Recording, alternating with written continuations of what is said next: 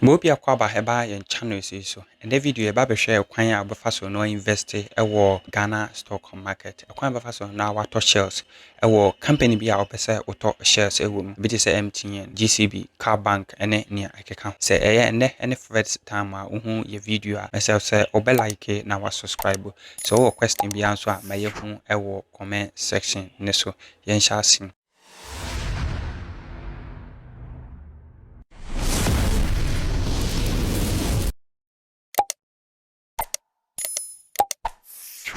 Say ye kase stock a emfa company bi te say MTN pese omu enyini ekọ manim na omu invest anaso omu investment plan bi na ompese omu establish sa de no nanso omu hwe omu sikasem mu a enkoyien sa company no etimi ekase opese oma enipa anaso bibia wo sika na opepa ede ni sika ebehye sa company nim na eboa na de omu ye no ompese omu ye so wo de sika no ekọ no company no ebie kwan no so oma wo kwan ama wo so ye de wo invest e wo company no no eno no ye friend shares eno no chese dwumadie anase company no waton fa de ama akrofo se omonto na emom nye omo na behwe so company na behwe so na wa manage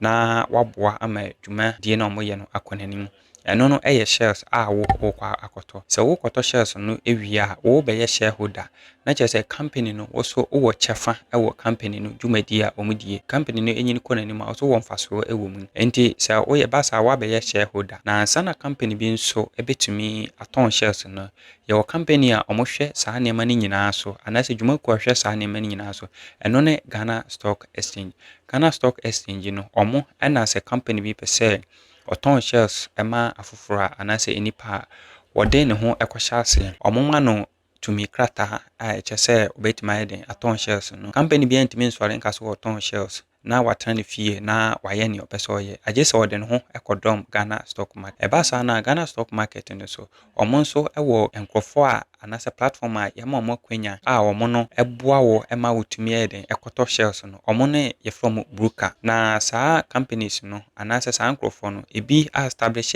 eye app na website ebi so wo no ma edwumaku obekọ na office obechichiru ma kyerɛw nia eko ene bibibia no wo so he de wetima investing enti ansana obetima invest wo obi te sɛ me ye betima invest no ne di kan ye hia brokerage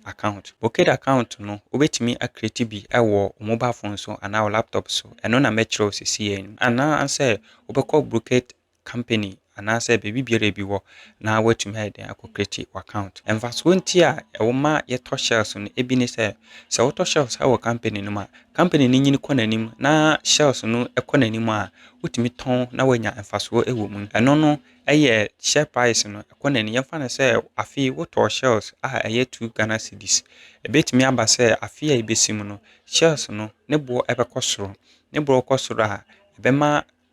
o 2 Ghana cedis no okoton a ebia na akọ 5 Ghana cedis okoton wanya difference between one shares no wanya difference 3 cedis ewoso ye toso biem company bi ho a omma dividend eye free sika omedema omo customers anase enkofo omoboa ema eto shares ewo company nim nti omoma sa ne se dwumadi a omohwe omadie ewo company nim no omohwe ye no waboa amana konanim nti mfaso aba no omoche emfaso no ema munyina munyaye moche fa hom eno ne dividend na enye company bia na de ma ye wo selected company a omaye bia ye wo gidie ewo mu a yenim so metima ye me next video me kyerɛkyerɛ sa companies no so na we invest ya wo hu se nia obesimi ago about investment so you be to say me na person invest di ma biem na wo so hwe ni di kan wo so hwe ne say so invest wo company man sa na obe start your invest no I was say we research about company no ni growth se ni enyin ko nanim company no amo pass record amo record a atwa mu se ni atie company no omo hyehye etesen se wo hu sa nneema nyina hu se ni company no esi ko nanim ni ade a eno timi boa ema otimi heden atimi de usika hyem ni di kan on pass record about stock on market no se no mudwumadi die na company a utimi ehu on product na wo so utimi use bi na hu se dia afoforo use product no eno chese sa company enyini konanim by company ente sa no eno no investment no ebeyedin ewo sa company enimu already pass record na wo so di show trim se so to shares ewo company mu a eno no nkyere sa abrebia no omo shares no ebekonanim a oton obenya mfaso dividend no so eno nkyere sa afibia ebema dividend anaasɛ ɛbɛma sɛ free sika no bɛtumi aba sɛ saa afe no ɔma ama wo yɛwɔ companies a ɔmo deɛ ɔmo ayɛ bi da ɔmo da so ɛyɛ enti yɛnhyɛ aseɛ no mede wobɛkɔ platform a yɛba bɛyi so na yɛtumi adeɛ atɔ shares ɛwɔ Ghana stock brokerage platform a yɛba bɛyi so ɛyɛ IC Wealth ɛna mba bɛyi so ɛyɛ brokerage platform a ɔmo future a lot of stars ɛwɔ so a ɔmo wɔ mutual fund ɛwɔ so a yɛfrɛ no IC liquidity fund sɛ wohwɛ saa video no wobɛtumi akɔ check na wahwɛ saa video na ɛtumi aboa ama watumi invest ɛwɔ mutual fund ɔmo saa wɔ ɛyɛ fixed deposit ɛna ɔmo wɔ treasure bill ɛna ɔmo saa wɔ stock market no nso ɛwɔ hɔ nom wobɛtumi nsa aka platform no ɛwɔ mobile phone so anaasɛ wobɛtumi akɔ web no so na wotumi wosearch icwealth.africa nsa ɛbɛtumi sɛ wobie platform na nyedi kan wobɛcreate wo account create wo account a wobɛenter wo name wo din ne nneɛma a ɛhia yɛbɛbisa wo wowie verification no wobɛyisu ɛyɛ wo ID card wowie no a afei deɛ woanya access to the platform wo dashboard ɛbɛbia ma wo dashboard no bie ma wo a afei wopɛ sɛ wo invest ɛwɔ ɛyɛ stock ɛna fixed deposit ne treasure bill no a wohia another account saa account no yɛfrɛ no CSD saa CSD account no wo create na ɛno ɛboa ma de monitor wo movement nea woyɛ ɛwɔ stock market ɛne wo stock market no so oni ɔmo nkitahodie nti ɛyɛ account a yɛ create ɛde ma wo ɛno no because of akrɔmfoɔ ne adeadeɛ no nti no ɔmo wɔ ɛnyɛ automatic yɛwɔ nipa a ɔtena ase na wo create no ɔhyehyɛ bibia ɛma wo kamakama ɛno nti no saa account no it take some time ansa na ɔmatumi acreate ama wo na sɛ asɛmbɛsɛ bi ɛbɛbisa wo na wɔsɛ wonya abotrɛ na wotumi provide ne tumi boa ma ɔmo create wo saa account no ma wo create saa account no wie a afei deɛ wowɔ access sɛ wobɛ ɛkɔ the stock market wohwɛ IC Wealth no so a yɛwɔ stock market no wɔ hɔ deɛ ɛdi kan wobɛcreate wo portfolio a ɛno ne wo wallet yɛkyerɛ sɛ wo stock market no deɛ wobɛyɛ no wɔ so nie neɛ ɛtɔ so mmienu ɛwɔ sɛ wode sika to account no mu madi kan kyerɛkyerɛ wei nyinaa nti wobɛtumi akyɛke ɛwɔ me next video anaasɛ me video a mayɛ atwa mu no wopɛ sɛ wode sika to wo stock anaasɛ wo trade life wallet so a ɛno sɛ wobɛba add fund na woba ha sɛ yɛ woatwu so wo portfolio no meha sɛ mewɔ two portfolio mewɔ trade life ɛna mewɔ IC Wealth wobɛname wo portfolio sɛdeɛ mɛyɛ a wobɛkae nti ha sɛ metwu so trade life na mabɛbɔ sika dodoɔ a mepɛ sɛ meyɛ den mede to so na mabɛtwu so me payment method mewɔ Mastercard, Visa card, Airtel, Tigo ɛna Vodafone na mobile money metwu so mobile money a mɛba ha sɛ na mabɔ submit mebɔ submit no so a yɛbɛsɛne code ato me mobile money wallet no so sɛ me confirm nti me confirm that code na ama me access to for ɔmo atumi adidate sika no afiri my account no mu ɛde ato so ama ɛdeɛ wa invest anaasɛ wode sika to account no mu afei na woba platform no so no wabɛtwi so wo company a wopɛ sɛ invest no bɛdi kan ka sɛ wopɛ sɛ invest wɔ company ma wɔ sɛ woyɛ research about company ba ha sɛ yɛwɔ company ne din wɔ ha ɛno na ɛdi kan ɛna ɔmo share baako bi aboɔ ɛne ne share price no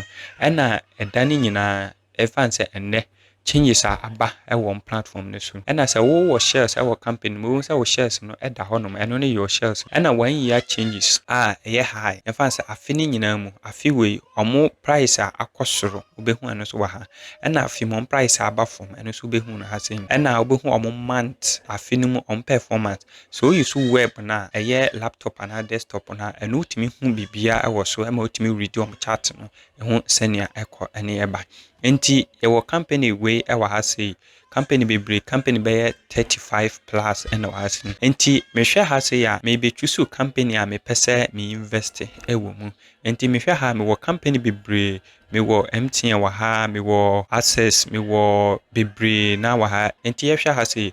mepɛ sɛ me invest ɛwɔ car bank mu car bank ɛno nie afei mu lowest price na yɛ 0.35 pesos and highest price yɛ 0.80 pesos nti mpɛ sɛ me invest by sisi initial price yɛ 0.70 mpɛ sɛ me invest ana me tɔ car bank shares the man ne sɛ meba buy option na ha sɛ meba buy option ha sɛ ya because of some kan wo msika wo account mu meba de di kan a me pese me to no enti ha say mebo number dodo a me pese me to enti yemfa ne say me pese me to 2 shares e wa ati mebo a ombe calculate ama me 2 shares no 1 share bia ebuoni ɛna charges ebe charge me so buoni enti me total amount ni enti mebo proceed se mebo proceed no so a Afei deɛ icy word ɛbɛsɛne message ama car bank fo akyerɛ mo sɛ onipa sɛ masi ehia shells dodoɔ sei. Car bank ɔmo wɔ shells no wɔ available a ɔmo bɛ deliver. Sɛ ɔba history ha sei a sɛ ɔmo nni bi wɔ hɔnom a wobɛhu sɛ wo remaining ɛyi no ɛbɛba ha sei. Ɛna sɛ ɔmo nya ne nyinaa ma wobɛhu sɛ wo status no so no ɛbɛba fully executed. That means sɛ ɔmo de ne nyinaa ayɛ den ama wo. That means wo shells na o request yɛ no wo nsa atumi ayɛ den aka ne nyinaa a ɔmo tumi ayɛ den atua ne nyinaa ayɛ den ɛde ama wo. Nti wei ɛne kwan a wobɛfa so na invest anaa watɔ shells ɛwɔ company bi a ɛwɔ Ghana stock market ɛwɔ Ghana ha sei. The next video mbɛkyerɛw kwan a wobɛfa so invest ɛwɔ foreign market ɛno so ɛyɛ company bi te sɛ Microsoft wɔ Facebook, Tesla ne nea ɛkeka ho. Kwan a wobɛfa so invest ɛwɔ ho. Sɛ wonyɛ like anaa wo subscribe a subscribe to yɛ channel yi nea ɛwɔ ne pa ɛde ɛma wo. Channel yi nea ɛyɛ yɛbibia a yɛsua bi a ɛyɛ twi nko a borɔfo anim ɛyɛ twi kasa mu yɛte ase a yɛbɛtumi ayɛ den asua nneɛma. Like na subscribe. Wɔ question bi a mehu na wɔ comment section. Peace, shalom.